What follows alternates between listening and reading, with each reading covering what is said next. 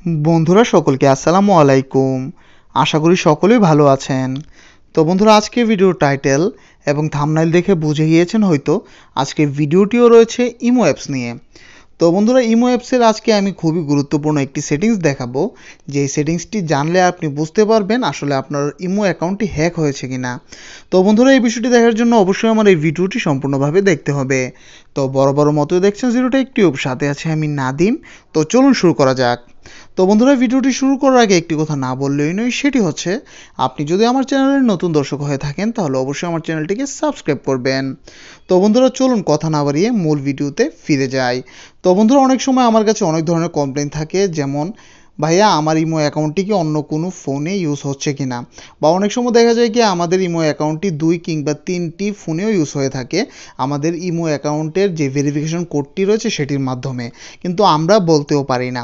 তো বন্ধুরা, এখন থেকে কিন্তু এই বিষয়টা আপনি খুবই সহজে বুঝতে পারবেন, অর্থাৎ আপনার ফোন ব্যতীত অন্য কোনো ফোনে আপনার ইমো অ্যাকাউন্টটির অ্যাক্সেস নেওয়া হচ্ছে কি না। এই বিষয়টি দেখার জন্য সিম্পলি আপনি প্রথমে আপনার ফোন থেকে ইমো অ্যাপটি ওপেন করবেন।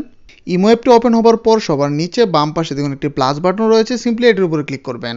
এটির উপরে ক্লিক করার পর এখান থেকে ক্লিক করবেন হচ্ছে বন্ধুরা মোরে ক্লিক করার পর বন্ধুরা এখান থেকে ক্লিক করবেন হচ্ছে সেটিংসে ক্লিক করার পর বন্ধুরা এখান থেকে সিম্পলি ক্লিক করবেন ইমো অ্যাকাউন্ট সেটিংস এই অপশনটিতে। তো বন্ধুরা, ইমো অ্যাকাউন্ট সেটিংসে আসার পর এখানে একটি অপশন পেয়ে যাবেন হচ্ছে ম্যানেজ ডিভাইসেস নামে। তো সিম্পলি এই ম্যানেজ ডিভাইসেসে ক্লিক করবেন।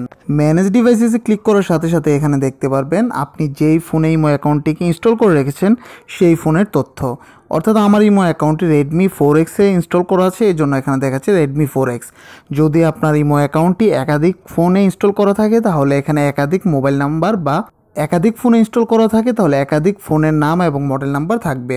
তো এইভাবে কিন্তু আপনি খুবই সহজে বুঝতে পারবেন যে আপনার ইমো অ্যাকাউন্টটি হ্যাক হয়েছে কিনা, কিংবা আপনার ইমো অ্যাপটি একাধিক কোনো ফোনে ইউজ হচ্ছে কিনা। যদি এমন হয়ে থাকে তাহলে অবশ্যই আপনি আপনার ইমো অ্যাপের পাসওয়ার্ডটি চেঞ্জ করে নেবেন, তাহলে এই সমস্যা থেকে কিন্তু আপনি খুবই সহজে পরিত্রাণ পেতে পারেন। তো বন্ধুরা, আজকের ভিডিওতে আমি আসলে আপনাদেরকে এই টিপসটি দেখাতে চেয়েছি আসলে কিভাবে আপনারা বুঝতে পারবেন আপনার ইমো অ্যাপটি অন্য কোনো ফোনে ইউজ হচ্ছে কিনা। তো বন্ধুরা, ভিডিওটি যদি ভালো লেগে থাকে তাহলে অবশ্যই একটি লাইক দিবেন, কমেন্ট করে জানাবেন পরবর্তীতে কেমন ভিডিও চান, এবং অবশ্যই আপনার বন্ধুদের সাথে শেয়ার করতে ভুলবেন না। ধন্যবাদ সবাইকে।